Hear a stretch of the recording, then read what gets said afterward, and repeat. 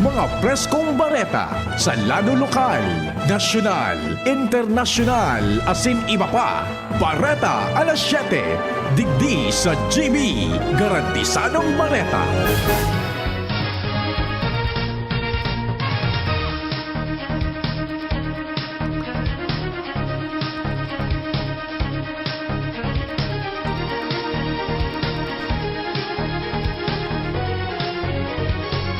Maray na aga mga tugang uya po ang mga bareta ngunyan na Webes. Enot sa headlines kan mga bareta. Sa lado lokal.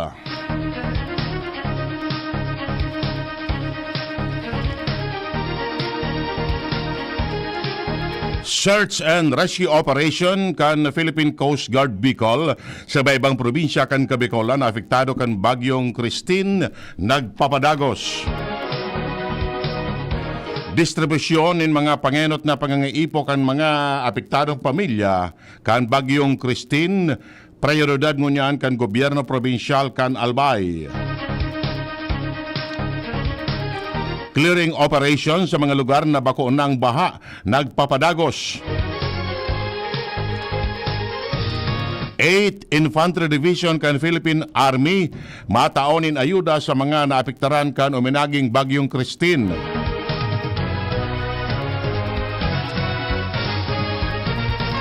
Sa lado nasyonal, sobra 70,000 o kaya 70% kan mga paraomang na nasa risk area nakapag-ani nin produkto bago magrapado ang bagyong Christine.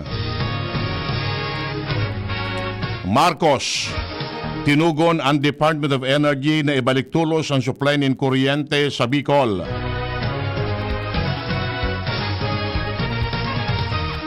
Sobra 380 katawo ang apektado kan bagyong Christine. Sa ibang nasyon, South Korea, pigadalan kung mataonin mga armas sa Ukraine. Sa laro ng Karawat, Boston tinambakan ang Knicks sa opening kan NBA 2024-2025 regular season. Detalles kan Bareta. Enot sa lado lokal. Ang baretang ini hatod sa Indokan. Plemex. Pag may ubo o hika, Plemex agad. Basta lagundi, Plemex. Padagos ang search and rescue operation kan Coast Guard District Bicol sa iba-ibang probinsya kan Bicolan na naapektaran kan uminaging bagyong Christine. Naka-alerto ang mga deployable response group kan PCG Bicol para sa padagos na pagtabang sa mga residenteng pigbabaha sagud ngunyan dahilan kan padagos na pag-uran kausa kan bagyo.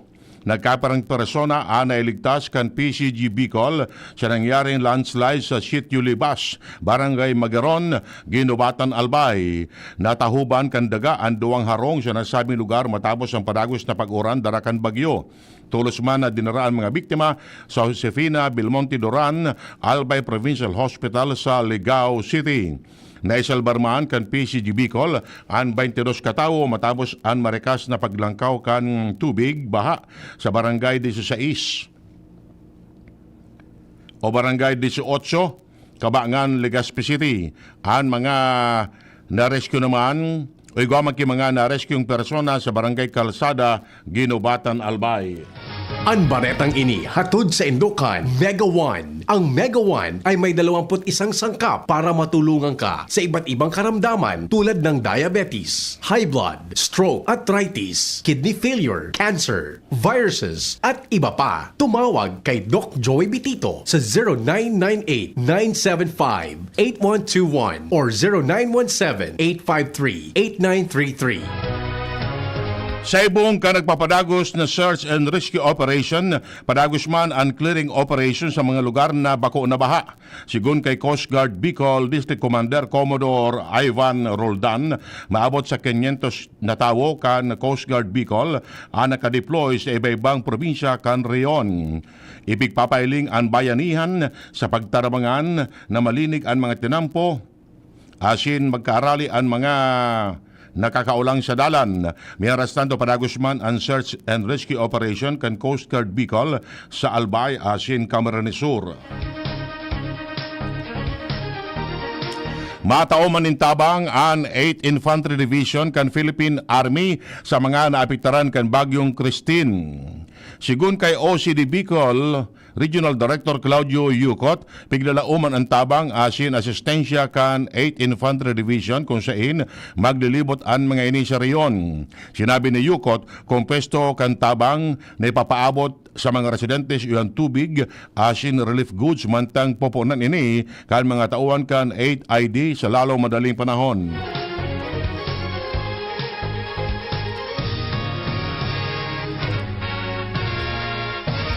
Siniguro ka ang Albay Electric Cooperative na may babalik sa lalo madaling panahon ang supply ng kuryente matapos maapektaran kan Bagyong Christine. Sigun kay Aleco spokesperson Ans Galero, nagpapadagos ang pagkondukta ng assessment sa mga naapektaran kan Federal Substation sa tulong distrito kan Albay mantang may mga lugar sa Legazpi na naibalik na ang supply ng kuryente. Iniparte kan restoration effort kan Aleco sa pagsasabing dakol na mga barangay sa probinsya ang lubog pa sa baha. Mientras tanto, ipigpagurumdum niya sa mga konsumidores na maigpit na ipigbabawal ang pagdukot sa mga linya ng kuryente, lalo na ang mga nagkaparotol na kable kasabay na ang mga nagkadurubog na outlet o mga appliances dahil posibleng magkausa ini nin aksidente.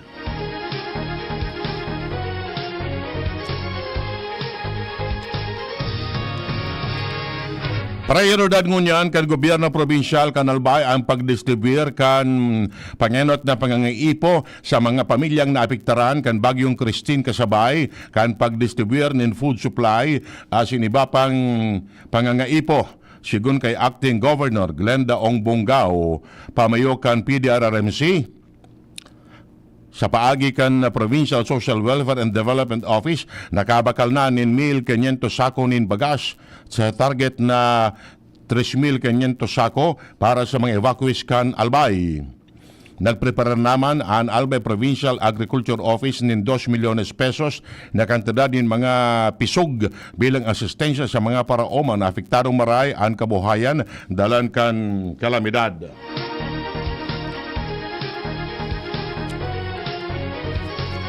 Nagpagarumdom si Alkalde Adrian Salceda kan Pulangi Albay sa sayang mga residentes na kung may abiso na mag-evacuar na halis sa sayang opisina, asin mga punong barangay dapat sumunod dahil buhay importante.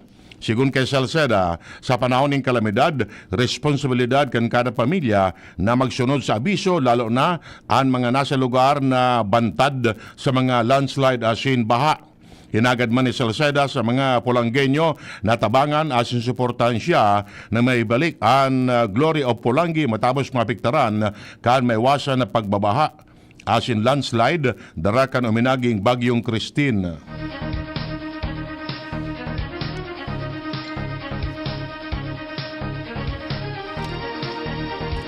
Nagkaigwaning problema ang sarong linya kan PhilHydro kung kaya nakaka-eksperyensya ni maluyang pressure asin supply nin tubig ang mga konsumidores kan Legazpi City Water District.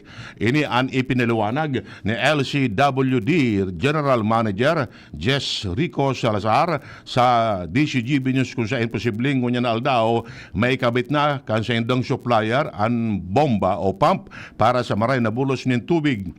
Sinabi ni Salazar na nasa 8 sagkot sa pulong team kan LCWD ang naglilibot sa Legazpi para mahiling kung may mga leak ang tubo para magibuan nin mga paagi. Inabisuan niya ang gabos na maibitaran ang direktang pag-inom ng tubig sa gripo asin pakala-kagaon ng una bago iniinumon. Dalang kini naghagad ng dispensa si Salazar alagad siniguro na nagigibo man sinda ng paagi para mapakaray ang sendang serbisyo. Inabisuan man ang mga Legaspeño na in kaso may concern mananood sa sendang serbisyo tulos na ipaabot ini sa sendang opisina sa paagi kan sendang messenger sa Facebook page.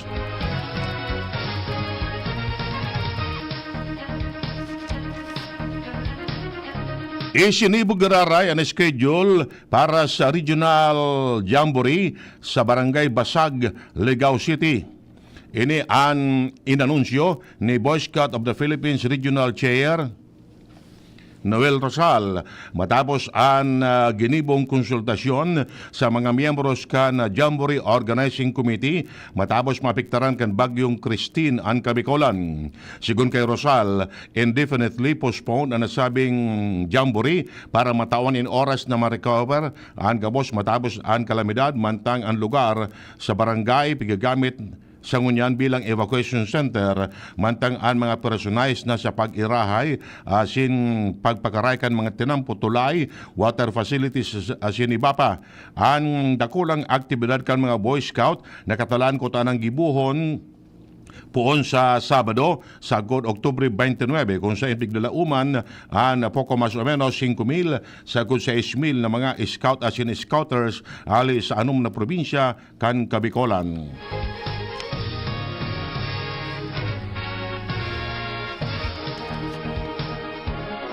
Saampang kan may wasan na danyos na iwinalat kan bagyong Christine tulos na aminaksyon ang ako Bicol Party List sa pangangenot ni Congressman Saldico para maglansar nin may wasan na relief operation asin relief assistance sa mga apektado kan bagyong Christine.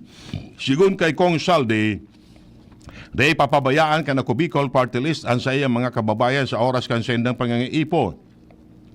Tututukan kan ako Bicol ang paghatod din ayuda para masiguro na masisimbagan ang mga pangenot na pangangiipo kan mga apektadong na mamanuaan.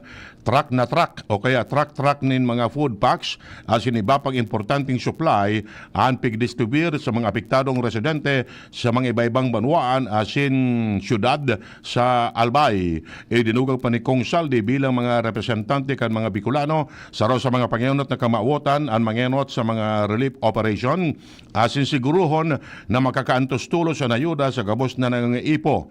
Nagpapasalamat man si Kong Saldi kay House Speaker Martin Romualdez para sa iyang marakas na aksyon asin suporta. Sinabi niyang dakulang bagay ang tabang ni Speaker Romualdez para masigurong sufisyente ang mga relief goods na may distribuir sa mga apektadong pamilya. Poon kan Miyerkules nagpuon naman ang iba-ibang aktibidades kan ako Bicol araw kan evacuation assistance sa mga residentes kan Barangay San Roque, Malilipot Albay asin mga stranded passenger sa Tabaco Port na nauman na nakubikol nin mga hot meals sa iba-ibang evacuation sites. Apesar ka ng giyat, inumaw ni Kong Saldi ang mga volunteers na daing sawang nagre-repack ng relief goods. Minibid niya ang malasakit asin dedikasyon kan mga volunteers na garudaing kapagalan sa pagtabang sa kapwa. Sarong lalaki kan Santo Domingo, Nabua, Camarines Sur ang nailigtas matapos ma-stranded poon o sa poon kanyog dalang sa maywasan na pagbaha darakan bagyong Christine. Sigun kay Jean Ross, poon aga kasudma ang lalaki sa puon kanyog mantang alas 2:45 nin hapon kan narespondihan. Ipigpapasalamat man kan mga residentes dahil narespondihan asin nailigtas ang lalaki sa tahaw kan kalamidad. Yan ang primerong kabtang kan mga bareta. An iba pa pagkatapos kini.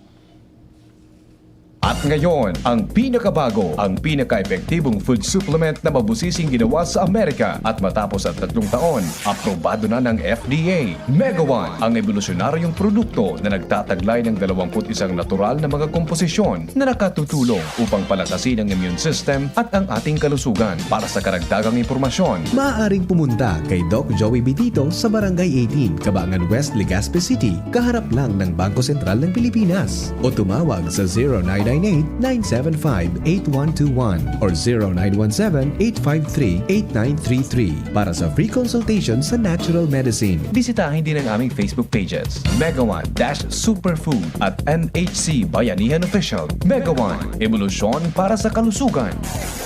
Kaming magtutropa, laging ganado. Sa trabaho, Ganado! Sa pamilya, Ganado! At syempre, kapag good times, Ganado! Ang mga selebrasyon kasama ang tropa, walang katulad basta may moderation, healthy lifestyle at Liverade. Ang Liverade ay may silimarin na maaring makatulong sa kalusugan ng atay. Araw-araw kaming umiinom ng Liverade dahil kami ay ganado sa kalusugan! Liverade, it's liver lover, boys! Mahalagang paalala, ang Liverade ay hindi gamot at hindi dapat gamiting paggamot sa anumang uri ng sakit. Tulong proteksyon at pampalakas sa kalusugan ng atay. Liverade Silimarin Capsule. Mabibili sa mga leading drugstores nationwide. Mula ng pandemya, maraming nabago sa aming pamumuhay. Maraming naghirap, nagutom at nawala ng trabaho.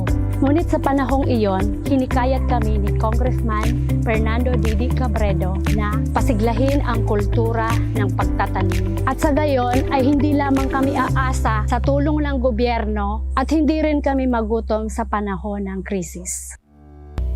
Ako po si Jennifer Umadto, solo parent, may 6 na anak. Sumali po ako sa proyektong Taranuman ni Congressman Didi Cabredo para po magkaroon po ako ng dagdag na income at magkaroon po ako ng produktibong libangan at masigurado ang sapat na supply ng pagkain sa aming lugar.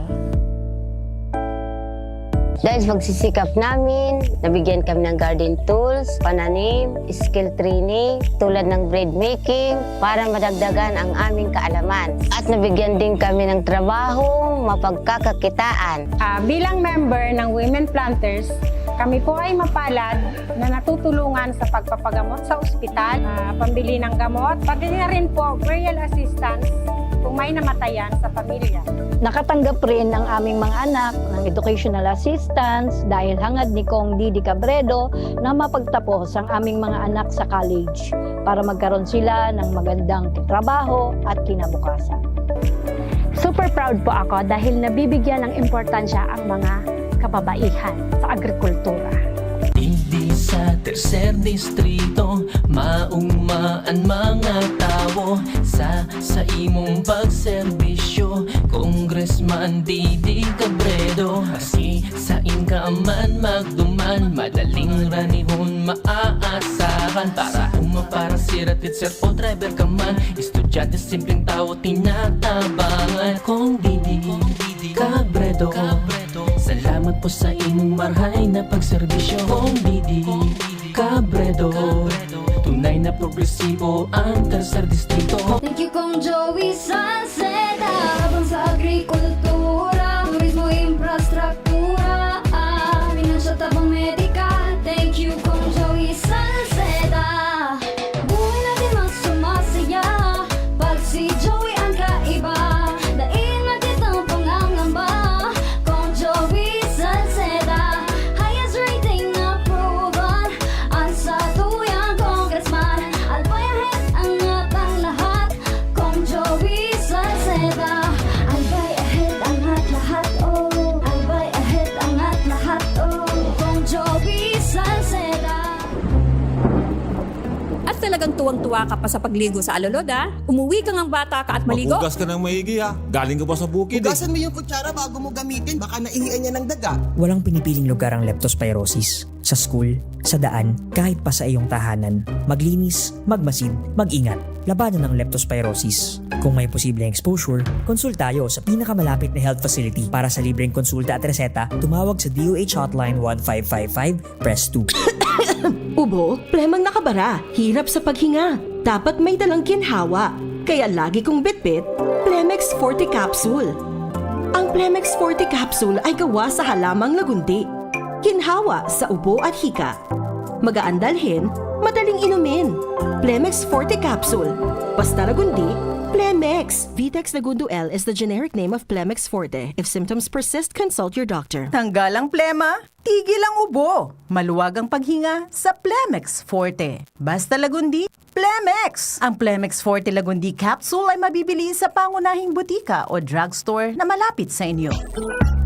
Si PM Imperial sa pagserbisyo ay the best po pakaidto. Namatay ang tao sa iyang pagserbisyo sa tercer distrito. Asing kang gabos ng mga kulanggenyo. Si PM Imperial kasurug ta sa pag-uswag kang sa tumbanwag. Magayon na proyekto sin programa ang padagos na winawaras niya. Di sa pulang ginabanwaan ta. Gabos na kulanggenyo pinapadaba siya. Mahigos matinabang malalauman pa. Siya ang leader na kaibuhan ta. Infrastruktura, agrikultura, tabang sa mga para-oma. Pasalud na programa para sa gabos Serbisyong imperial, provintas at mga boss. Si PEM ang kasurugta sa pagpuswag ng sabong banwa. Si PEM, wala lang iba.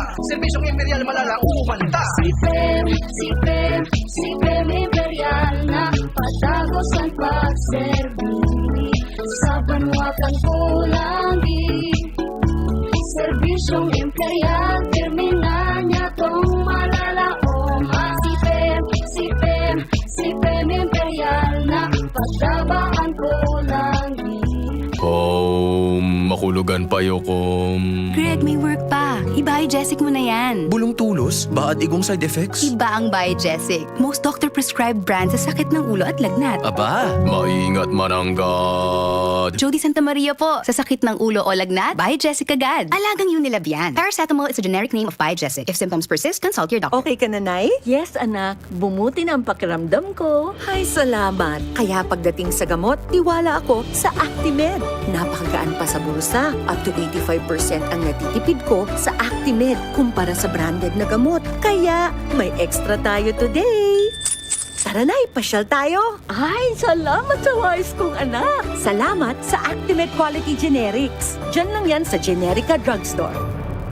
If symptoms persist, consult your doctor. Get 20% off on Wise Deals. Punta na sa Generica Drugstore. See posters and print ads for more details. For DOH FDA, CDRR permit number 0176, series of 2024.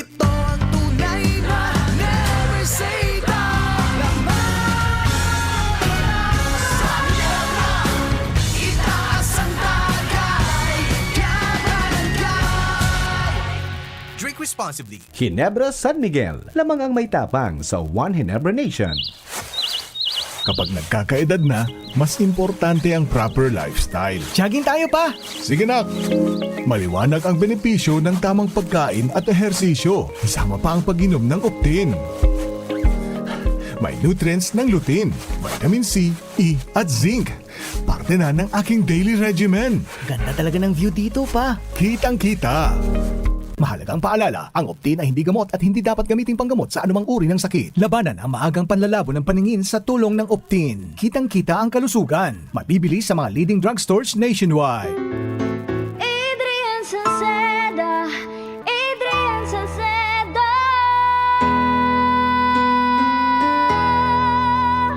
Padagos ang pagtabang niya sa sato padabata. Yan sa tong alkalde sa banwaan Pulangi. Taon-taon kada ko lang mga naginibuhan niya. Idolo padabata si Adrian Salceda. Tunay na aki kang tercer distrito. Nonoy kap Adrian sa tuyang idolo. Adrian Salceda, padabat siya kan masa. Alkalde kan Pulangi, mayor nonoy kap ikana. Adrian Salceda, pag-asenso na matita. Banuan kan Pulangi, kay mayor nonoy kap. DCGB Barreta alas 7. Barreta alas 7.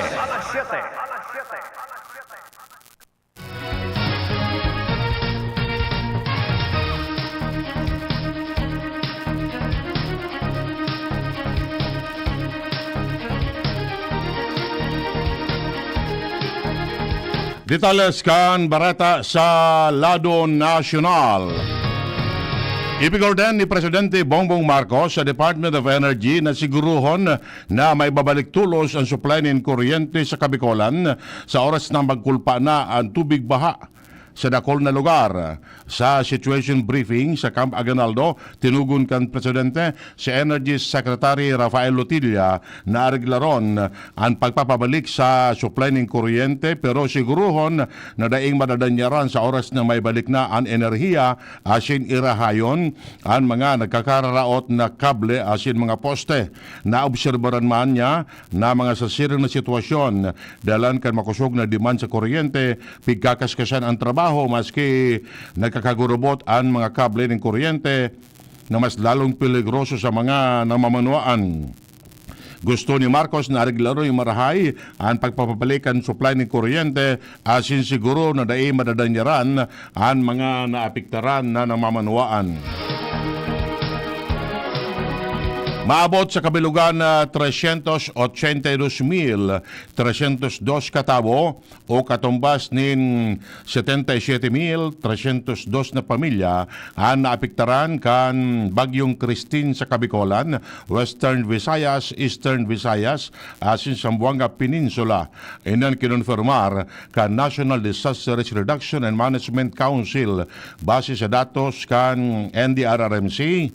Hali sa na-identify na apektadong populasyon, maabot sa 12,334 katao o katumbas ni 3,095 pamilya ang mantenidong unyan sa iba-ibang evacuation centers. Sigun sa inda, apera digdi, mantenido man ang 364 katao o katumbas ni 96 na pamilya sa nagkaparang lugar dahil sa efekto kan maraot na panahon. Padagos ang pigigibong rescue operation kan iba-ibang ahensya, lalo na ang mga binahang lugar. Padagos man ang pagpapaabot kan gobyerno nin magkakanagong ayuda sa mga apektadong pamilya.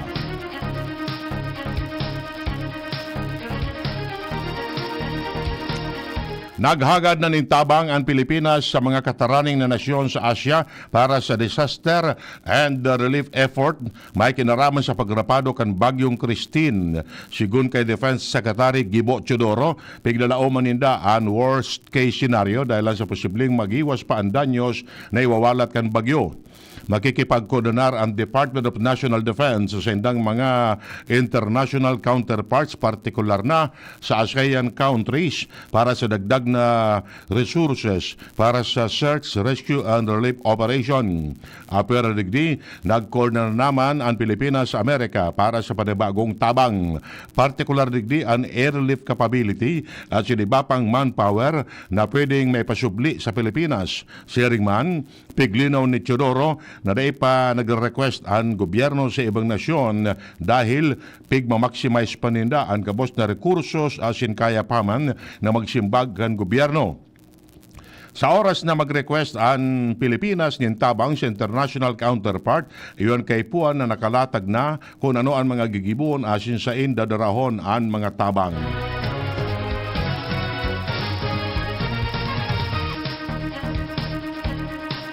Nakapag-anay na ang sobra sa 70% kan mga paraoma hali sa mga lugar na pigdalauma na agian kan Bagyong Christine. Sigun kay Agriculture Assistant Secretary Arnel de Mesa na nagibo na kan mga paraoma na aniyon nguna ang sindang mga pananom bago pa man ang pagrapado kan bagyo. Sigun sa iya, maray pa man giraray ang kalidad kan mga ani apisar kan early asin forced harvest base sa initial na tansya kan DA pigdalauma na 13 milyones hektaryas nin mga kabasan asin maisan an maapektaran kan pagrapado kan bagyo sa mga tanuman sa Cordillera Administrative Region, Ilocos Region, Cagayan Valley, Central Luzon, Calabarzon, Mimaropa, Bicol, Eastern Visayas asin Caraga Region.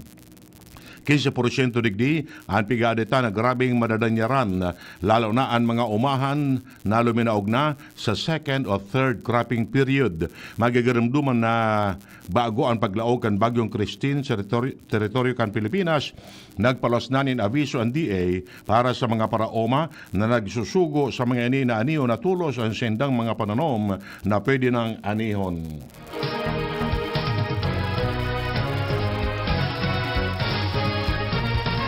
Barata hali sa ibang nasyon. Pigkukonsideran ngunyan kan South Korea na mag-supply manin mga armas sa Ukraine. Kasunod ini ka nako ang ebidensya na may mga soldados kan North Korea na nagduduruman sa Russia. Sinabi ni South Korean President Yoon Suk-yeol na sa indang pig-obserbaran ang pagdakol ng mga soldados kan North Korea sa Russia.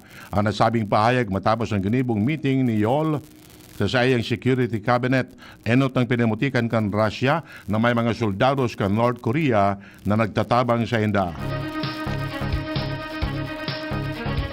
Sa lado ng Karawat, Guminibo nin pahayag ang NBA defending champion Boston Celtics sa pagbukas kan NBA 2024-2025 season matapos tambakan kini ang New York Knicks nin 23 puntos na naging dalan para ibulsa kan Celtics ang pinakaenot na gana sa regular season. Sa primerong kaptang pasana, nagkamada na ang Celtics nin 43 puntos mantang 24 puntos na ang nakayang ibalos kan Knicks na mantener kan Celtics ang 19 puntos na bintahe sa kabilugan kan first half. Asin lalo pang nadagdagan sa pagtatapos kan third quarter na minabot sa 26 puntos. Dahil naginibo ang Knicks na magbukod pa bago matapos ang kawat sa skor na 132-109.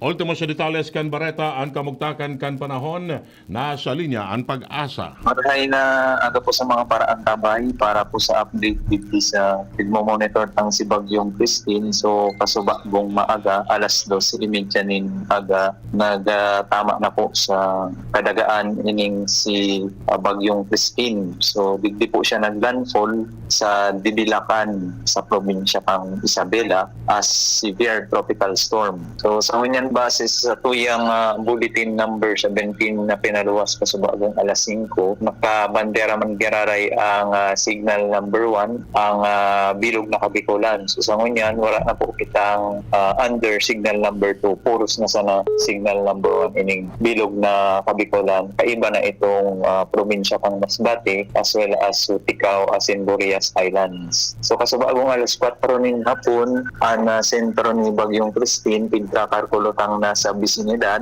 kang probinsya kan Isabela as in padagos ining tatahakon ining Northern Luzon. Sa iyang maximum sustained winds minaabot na sa 95 km per hora as in naabot naman sa 160 km per hora as in padagos ining nag-iiro papasiring digdi sa Sulnupan, Norte Sulnupan sa rekas na 15 km per hora. So sa maabot na 12 oras pwedeng anio na ini sa vicinity kan Benguet as in pag-abot ikang Sabadong aga, posible pong magluwas na ini sa Philippine Area of Responsibility. So digdi sa Bicol, although nagrarayo na po ining si Bagyong Christine, nasa daog pa manggiraray kita ka itong diameter niya, kumbaga so windfield nakakaabot pa man giraray digdi sa Kabikulan kaya ani di pa man mahali-hali itong sa tuyang tropical cyclone with wind signal. So lauman niya to sa bilog na maghapon an madampog na kalangitan pa manggiraray as in mga paborobugso kang uran na kung minsan may kaiba po iyan na makusog na duros. So ingat pa manggiraray po an sa tuyang mga kababayan sa Kabikulan. So yan lang ang sa tuyang update para sa kamugtakan kan sa tuyang panahon. Hali po digdi sa Pag-asa DOS Legazpi. Jaime Bordales po sa liwat maray na aga. Yan mga tugang nga detalles kan mga Bareta ngunyan na Huwebes. Sa pag-ara kan mga pagariba, Mardila, Angel Mostaza, Jenny Balyaran sa Newsbase, Ronald Baldo sa Laro Technical, si Riman Pag-asa. Ako po ang nagatud kan Bareta. Edwin Peralta nagsasabing salamat kan sa inyong pag-antabay. Happy Fiesta, Legazpi Port District. And happy Fiesta man nito. Happy birthday, Henry Mata. And of course, happy 66th anniversary, DCGB. Mabalos po kan sa inyong pag-antabay. Yan ang DCGB Bareta alas 7. Abangan giraray sa aga. An hapon, masunod na pagkalipas lang kaini.